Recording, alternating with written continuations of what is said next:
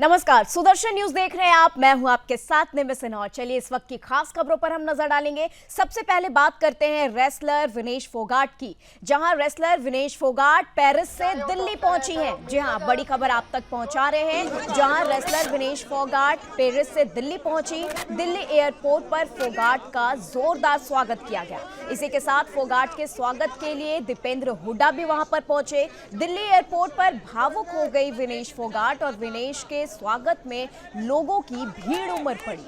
बता दें कि गांव तक 20 जगहों पर स्वागत की तैयारियां जोरों पर हैं। तो बता दें, रेसलर विनेश फोगाट आज पेरिस से दिल्ली पहुंच गई हैं। दिल्ली एयरपोर्ट पर उनका जोरदार स्वागत हुआ और इसी बीच दीपेंद्र हुड्डा भी वहां पर मौजूद रहे। वो भी वहां पर विनेश के स्वागत के लिए पहुंचे। इसी के साथ दिल्ली एयरपोर्ट पर विनेश फोगाट काफी भावुक हो गई लोगों को देखकर, स्वागत देखकर। और इसी के साथ विनेश के स्वागत में लोगों की भारी भीड़ भी उमड़ पड़ी। वहीं बता दें कि अलग अलग गांव, लगभग 20 जगहों की गांवों में इनके स्वागत की तैयारियां की गई है। तो बड़ी खबर आपको बता दें, रेसलर विनेश फोगाट आज इंडिया पहुंच गई हैं और देखिए किस तरीके से आप तस्वीरों में देख सकते हैं। विनेश फोगाट काफी इमोशनल नजर आ रही हैं, काफी भावुक होती नजर आ रही हैं और इनके स्वागत के लिए भूपेंद्र हुड्डा भी वहां पर पहुंचे हैं। तो दिल्ली एयरपोर्ट से ये तस्वीरें आप तक दिखा रहे हैं। कितना आप जुड़े हुए हो।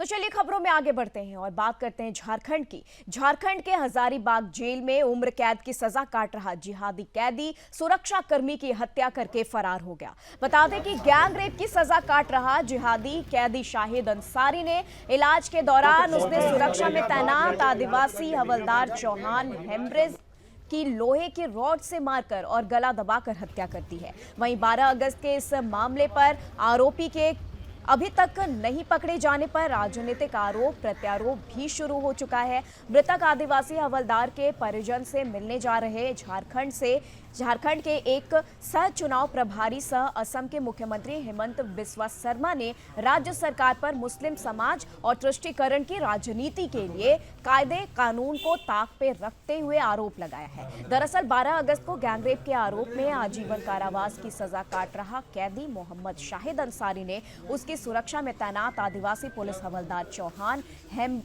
हेम्ब्रम की हत्या कर दी और हजारीबाग मेडिकल कॉलेज से फरार हो गया।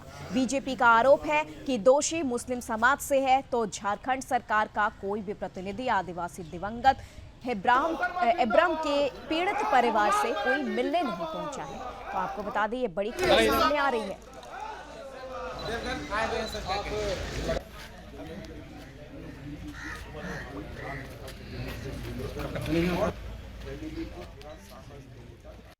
बहुत ही शर्मनाक है और राज्य सरकार के डर को दिखलाता है। विगत 11 अगस्त को हजारीबाग मेडिकल कॉलेज से शेख भिखारी मेडिकल कॉलेज में रात 11:40 में एक सजा याफ्ता कैदी शाहिद अंसारी, जो हत्या और गैंग रेप के आरोप में उम्र कैद की सजा काट रहा था, बीमारी का बहाना बना करके इलाज कराने आया था हजारीबाग मेडिकल कॉलेज में और रात के 11:40 बजे 11 तारीख के रात के 11:40 बजे उनके सुरक्षा में तैनात हवलदार चौधरी हेम्ब्रम, जो बेंगाबाद विष्णु के निवासी थे, उनके सोए होने का फायदा उठाते हुए उनका गला बहुत ही क्रूरता तरीके से उनकी हत्या करके वहां से पैदल फरार हो गया। आज इतने दिनों के बाद भी उनका कोई आरोपी या जो हत्यारा है वो पकड़ा पुलिस के गिरफ्त से बाहर है। अगस्त को हजारीबाग मेडिकल कॉलेज में हमारे आदिवासी भाई हेम्ब्रम को मार दिया, गला दबा के उनको मार दिया और जो लाइफ कन्विक्ट है वो फरार हो गया। आज मैं और बाबूलाल मारांडी जी उनका परिवार को मिलने के लिए आया हूँ, लेकिन अभी मुझको खबर मिला है कि पुलिस सुबह ही उनका परिवारजनों को उठा के लेके गया और पूरा घर को लॉक करके रखा है। ये तुष्टीकरण का राजनीति का जो भी सीमाई है, सारा सीमाई अतिक्रम कर चुका है। फिर भी बाबूलाल जी और मैं अभी गिरिडीह जा रहा हूँ, उनका गांव में जा रहा हूँ, लोगों को मिलने के लिए कोशिश करूँगा। लेकिन पता नहीं, मैं जब भी संठल आता हूँ ऐसा ही कुछ ना कुछ व्यवस्था पुलिस कर देते हैं। सर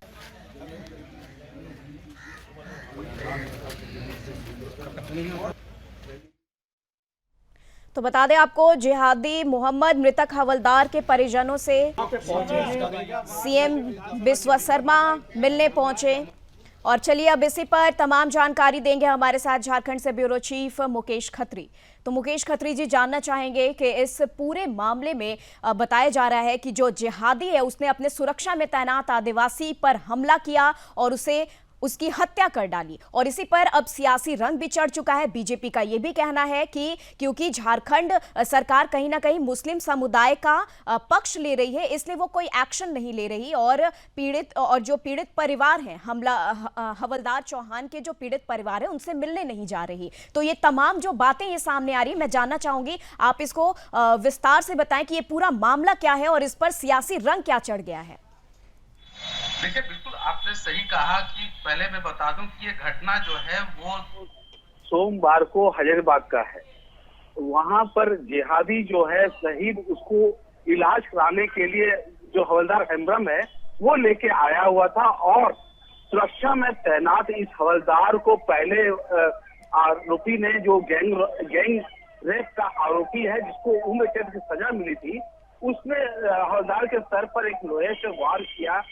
तो और उसके बाद इनको जो सिलाइन वाली जो रस्सी होती है, सिलाइन वाली जो पाइप है, उससे उसके गले को घोट कर वो भाग गया। तो ये जाहिर सी बात है, एक तो ये अकेले की घटना नहीं है, इनके साथ जो है कोई और एक आरोपी भी होंगे। उसके बाद ये लोग बाहर से ताला बंद करके वो चले जाते हैं। तो ये जो घटना, इस घटना के बाद बीजेपी ने इसके परिवार से मिलने के लिए तय किया।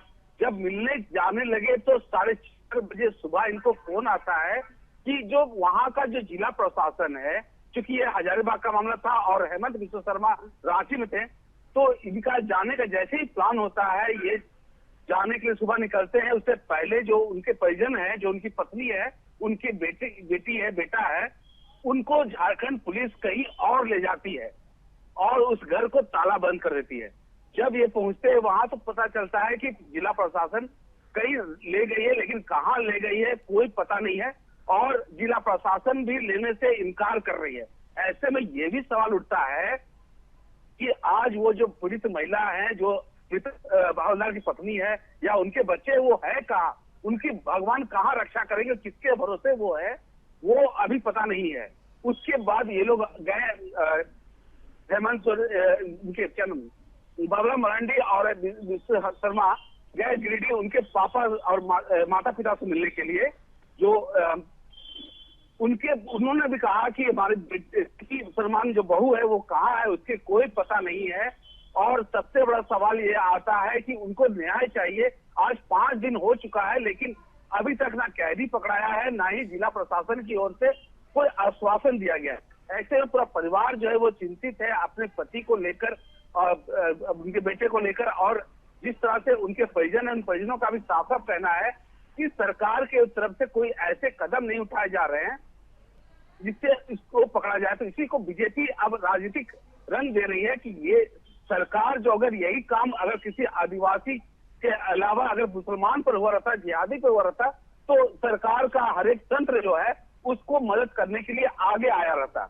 लेकिन यहाँ बात एक आदिवासी की है, तो आज सरकार भी चुप साधी हुई है, और सरकार के जो नुमाइंदे हैं, जो उनके जो मंत्री हैं, वो भी सब चुपचाप है। तो इसी बात को लेकर राजनीतिक रंग जो है वो चढ़ा हुआ है, और ये आक्रोश जो है पुलिस के जो सहयोगी थे उनके मन में भी है, और जो इनके जहां रहने वाले हैं, जो जिला के रहने वाले हैं, वहां के लोगों के अंदर भी आक्रोश देखने को मिल रहा है कि आखिर क्या वजह है कि पत्नी और बच्चे को बीजेपी के मिलने से रोका गया। आज वो कहाँ है, इनकी कोई जानकारी नहीं। क्या जिहादी उनको किडनैप किया है या जिला प्रशासन उन्हें ले गया, ये भी कोई बताने वाला नहीं है। ऐसे बड़ा सवाल उठता है झारखंड सरकार पे। अब देखने वाली बात होगी कि सरकार और क्या अब एक्शन लेती है, क्या इस पर सफाई देती है, क्या कुछ उसका कहना है। और जिस तरह से जो मृतक के माता ठीक है। पिता ने भी आरोप लगाया है कि सरकार की तरफ से अभी तक कोई भी सहयोग नहीं मिला है। अब ये भी देखने वाली बात हो। ठीक है मुकेश खत्री जी, ये तमाम सवाल अभी भी यहाँ पर बना हुआ है और तमाम जानकारी के लिए आपका बहुत बहुत शुक्रिया।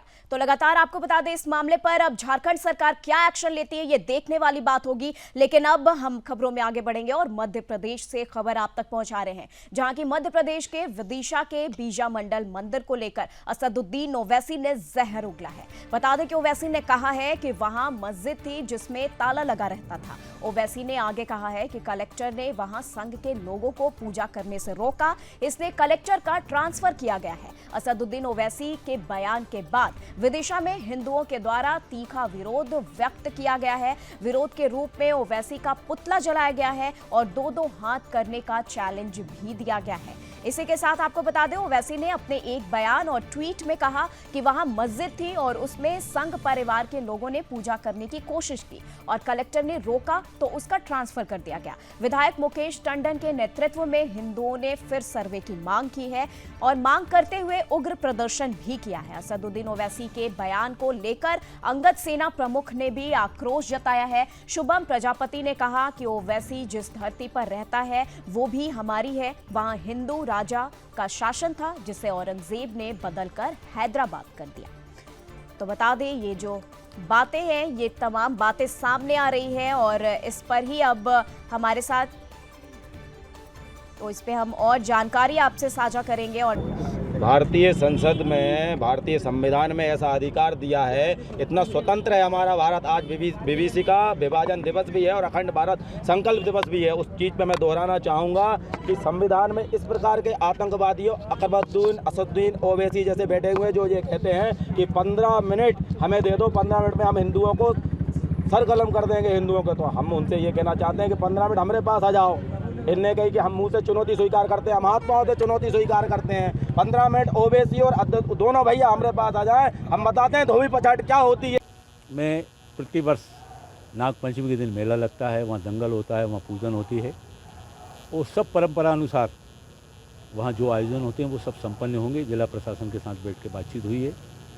साथ में एक वहाँ पर ताले का एक कन्फ्यूज़न है, तो वहाँ एएसआई वालों को हमने कहा है कि ये ताला आप यहाँ से खोल दें, क्योंकि हिंदू समाज की भावनाओं का भी सम्मान आपको करना चाहिए।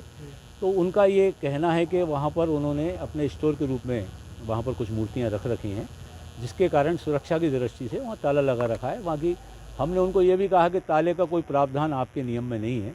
यहाँ से वहाँ तक 51 में जो आपका जो कानून बना है उसमें ताले का तो कोई उल्लेख ही नहीं है। विदिशा नगर में कहावत है, पढ़े लिखे गंवार। इस सांसद में जो बैठे हुए हैं पढ़ा लिखा ओबीसी जिसके नाम से पूरा देश जिसको जानता है, और आतंकवादी उसकी कट्टर मानसिकता ये पूरे संपूर्ण हिंदुस्तान में छुपी नहीं है।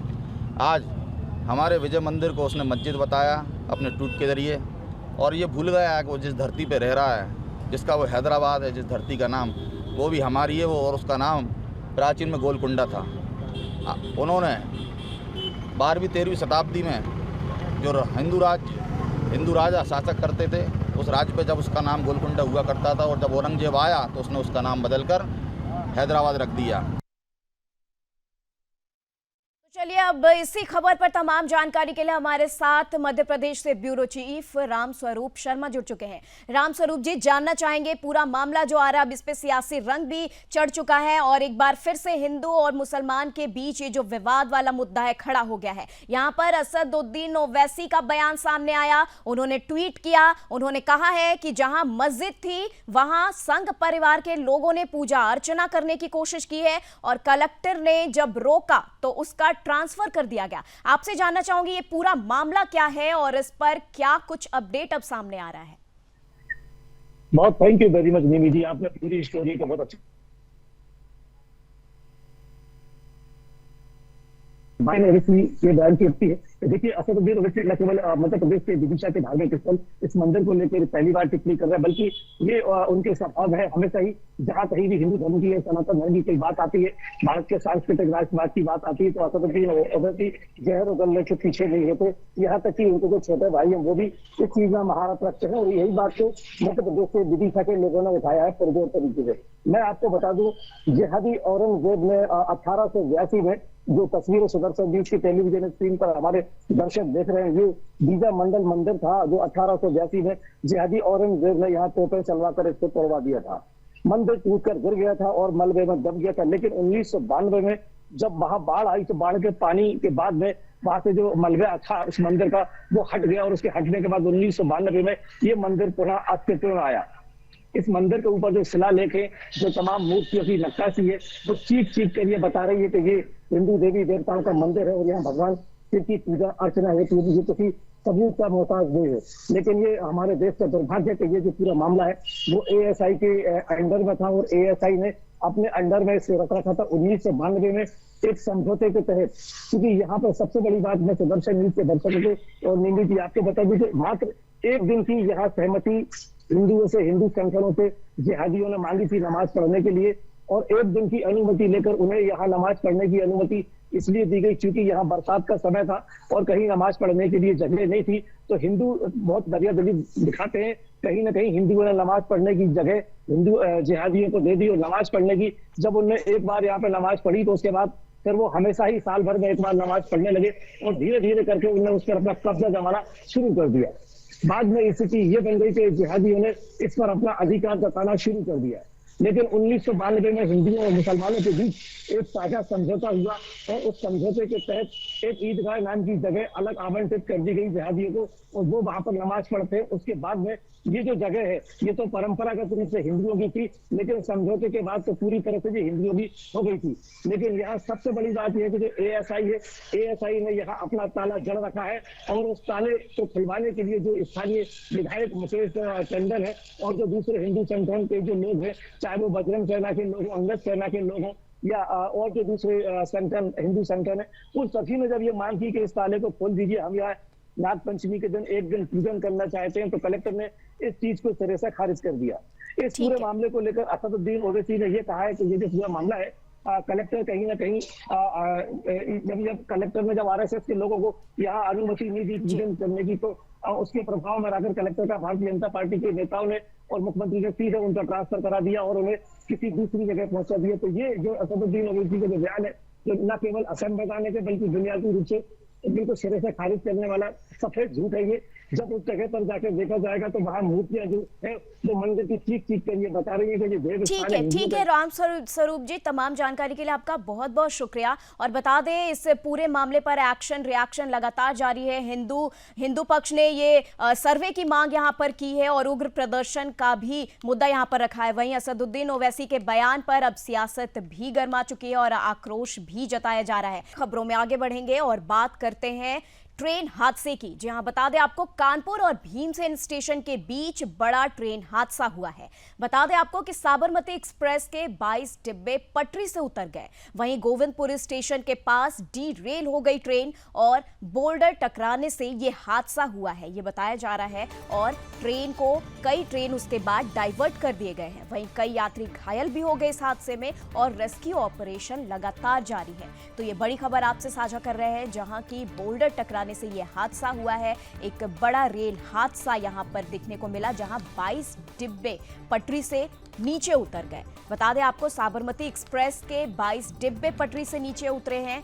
यह मामला कानपुर और भीमसेन स्टेशन के बीच एक ट्रेन हादसा हुआ, जिसमें साबरमती एक्सप्रेस के 22 डिब्बे पटरी से उतर गए। उसके बाद गोविंदपुरी स्टेशन के पास ये ट्रेन डी रेल हो गई। वहीं बता दें कि बोल्डर टकराने से यह हादसा बताया जा रहा है। इस हादसे की वजह बोल्डर टकराने से है और कई ट्रेन इसके बाद डाइवर्ट कर दिए गए और इसके बाद कई यात्री इसमें घायल बताए जा रहे हैं और रेस्क्यू ऑपरेशन लगातार जारी है। तो ये बड़ी खबर आप तक पहुंचा रहे हैं, जहां की साबरमती एक्सप्रेस पे यह हादसा हुआ। साबरमती एक्सप्रेस के 22 डिब्बे पटरी से उतरे हैं, गाड़ी डी रेल हो गई ट्रेन। कोई ऑब्जेक्ट सामने आने की बात रेलवे के उच्चाधिकारी अरुण जोशी बता रहे हैं। राहत कार्य जारी है, लेकिन फिर भी बता दें कि कानपुर में आज एक बड़ा रेल हादसा, जो 22 डिब्बे साबरमती एक्सप्रेस अहमदाबाद की ओर जा रहे थे, वो एक बड़ा हादसा लेने के रूप में आज रुक गया। कानपुर शांत है। कैमरा पर्सन मयंक सैनी के साथ मैं राहुल मिश्रा, सुदर्शन न्यूज कानपुर। देखिए, ये साबरमती एक्सप्रेस है, साबरमती एक्सप्रेस है और ये कानपुर की तरफ से झांसी की ओर जा रही थी और यहाँ पे डीरेल हुई। लगभग 22 कोच इसके पटरी से उतरे हैं, बट कोई कैजुअल्टी नहीं है और कोई गंभीर रूप से घायल भी नहीं है। बहुत ही माइनर खरोच वगैरह कुछ यात्रियों को आई हैं। बाकी एम्बुलेंसेस हमारी यहाँ पे हैं, हम लोग बसेस मंगवा रहे हैं ताकि जो यात्रीगण यहाँ पे हैं उनको रेलवे स्टेशन और बस स्टेशन या उनके गंतव्य तक छोड़ा जा सके। सर, ये लगभग रात में सूचना मिलती है, उसके बाद सारी चीजें अलर्ट पे आ जाती, पुलिस, रेलवे प्रशासन और फायर विभाग। क्या हादसा हुआ, कैसे हुआ, अभी तक क्या चीजें सामने आई हैं? देखिए, डिरेलमेंट हुआ है साबरमती एक्सप्रेस का। इसमें करीब 20 कोच डिरेल हुए हैं और जो पैसेंजर्स थे सबसे पहले उनको हम लोगों ने उनके गंतव्य स्थान के लिए भेज दिया है एक दूसरी ट्रेन चला के। इसमें कहीं कोई इंजरी वगैरह नहीं है और सभी लोग अपने गंतव्य स्थान के लिए रवाना हो चुके हैं। एक ट्रेन चलाई थी अलग से और अब हमारा फोकस है जो एक ट्रैक हमारा अभी बचा हुआ है उसको रिस्टोर करके उसमें ट्रेन चलाने का। कानपुर की साइड की जो ट्रेन है वो चल रही है नॉर्मल और कुछ ट्रेनें हमने डाइवर्ट कर दी है। सर, रूट डाइवर्जन कर दिया गया है, लेकिन जो कारण अभी तक प्रथम दृष्टया पे निकल के आ रहा है वो किस ओर इशारा कर रहा है, क्या देखा जा रहा है? देखिए, इस केस में डिटेल इन्वेस्टिगेशन होना है जो अभी कुछ समय लगेगा उसको होने में। और जो सबसे पहले पता चला वो ये पता चला कि इसमें किसी फॉरेन ऑब्जेक्ट से हिट हुई है ट्रेन। आगे डिटेल इन्वेस्टिगेशन से पता चल पाएगा कि एग्जैक्टली कैसे हुआ था। सर, कितनी टीम इस पे वर्क कर रही है? क्या पुलिस और इस समय रेलवे का कोई कोलैबोरेशन है? हाँ, पुलिस, प्रशासन, राज्य प्रशासन के लोग यहाँ पर आके देख चुके हैं और हमारी पूरी टीम इसमें लगी हुई है। हमें जो भी इसमें मटेरियल की ज़रूरत है, क्रेन की रिक्वायरमेंट है, बाकी इक्विपमेंट की रिक्वायरमेंट है, वो यहाँ पर पहुँच गए हैं। अब पूरे जोर से हम लोग रिस्टोरेशन के काम पे आगे बढ़ रहे हैं। बिहार से वाराणसी, कानपुर, झांसी और इसके बाद अहमदाबाद, जो रूट डाइवर्जन था वो किस ओर किया गया? लगभग कितनी ट्रेनें हैं सर? देखिए, ऐसा है, रूट डाइवर्जन तो जो ट्रेनें अभी हमारे इस रूट से निकलती थी उनको हमने दूसरे एडिशनल जो रूट्स हमारे पास है उससे डाइवर्ट कर दिया है। हम लोग कोशिश करेंगे कि जल्दी से जल्दी ये रिस्टोर हो जाए तो फिर ट्रेनों को रिस्टोर कर देंगे। कितना समय लगेगा अंदाजा है? लग जाएगा कुछ समय इसमें। देखिए, अभी तो काम शुरू हुआ है और कोशिश करेंगे जल्दी हो जाए।